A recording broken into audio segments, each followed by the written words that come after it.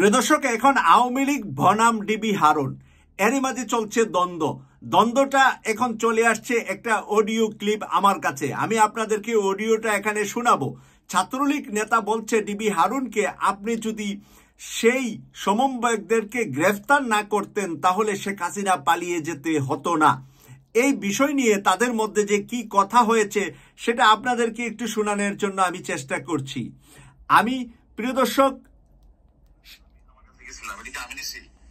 ভাই, কিন্তু একটা কথা কই, সবাই বলতেছে যে এটা আমনি আজকে দেশের পরিস্থিতির জন্য আমনি দেয়, এটা জানেন? এই যে এই সমন্বয় গুলার রাত ধরলে নাকি এত গ্যাঞ্জাম হইতো না, এটা আওয়ামী লীগের লোকজন বলতো। সমন্বয়কে আমি এই কথাটা ক্লিয়ার করবো, এই সমন্বয়কে তো হারুন ধরে নাই। সমন্বয়কে ঊর্ধ্বতন কর্তৃপক্ষের নির্দেশে হারুনের কাছে হস্তান্তর করা হয়েছে। এটা তুমি লেখো ভিডিওতে। এটা সমন্বয়কে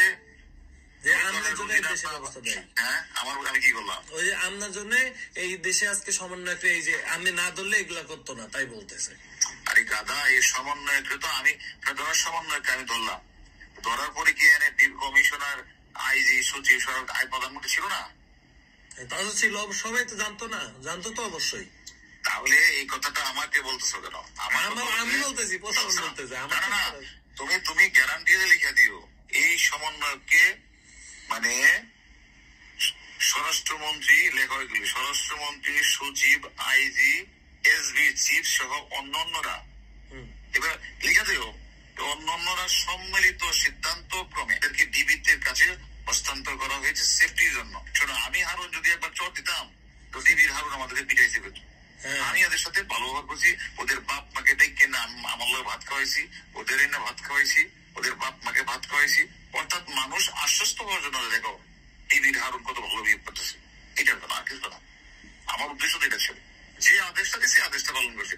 এবং কখনো কি পাঁচজন একবার বলছে বলো মারছে, কখনো কি নুরু বলছে হারুন মারছে?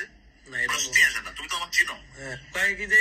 আমার টাকা মারছে, আমি এটা লই হেরে আমি আন ধরবো, আমি যে আপনি ধরেন যান, অসুবিধা নেই। আমি দেখা হয়েছে, আপনি ধরেন পারলে যান।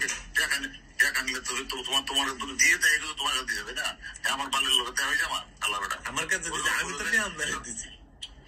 সে তো অন্য বিষয়ের কথা, ওর লোক আমার কোনো কথা হয়েছে না, ওর সাথে কথা। একটা কথা মনে রাখতো, আমি তো বাংলাদেশি আছি, তাই না? কিন্তু গোলাম মোল্লা রনি বলছে না যে হারুনের বাপের ক্ষমতা আছে এই 5টা ছেলেকে নিয়ে আসা। তোমার প্রতি আমার বিনীত অনুরোধ, তুমি তো অনেক জায়গায় কথা বলো, যে কথা বলি এগুলি বললো, পয়েন্ট দিও, ঠিক আছে? পারলে ঠিক আছে। আচ্ছা প্রিয় দর্শক, এতক্ষণ পর্যন্ত হারুনের কণ্ঠে, হারুনের নিজের মুখে ভালো মন্দ সব কথাই আপনারা শুনলেন। এবং হারুনের এই কথা এবং বক্তব্যটা আপনাদের সামনে এই জন্য তুলে ধরলাম যে হারুনকে ব্যবহার করতেন কে করতেন, প্রধানমন্ত্রী থেকে শুরু করে সবার নাম হারুন এখানে বলে দিয়েছেন। এবং হারুনের এই জবানবন্দি থেকেও আমরা এখন সাক্ষী হিসাবে হারুনের এই রেকর্ডকে আদালত থেকে শুরু করে সব জায়গায় ব্যবহার করা যাবে।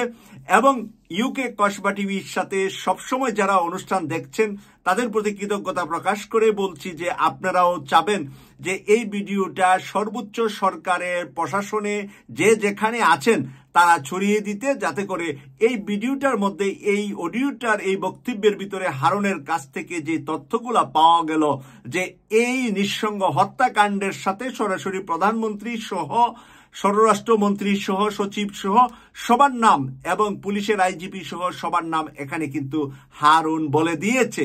এবং হারুনকে এই কথাও বলা হয়েছে যে সে নাকি কার টাকা মেরে দিয়েছে, টাকা আদায় করবে, এই নিয়ে গোলাম রনিরও উদাহরণ সে এখানে টেনেছে।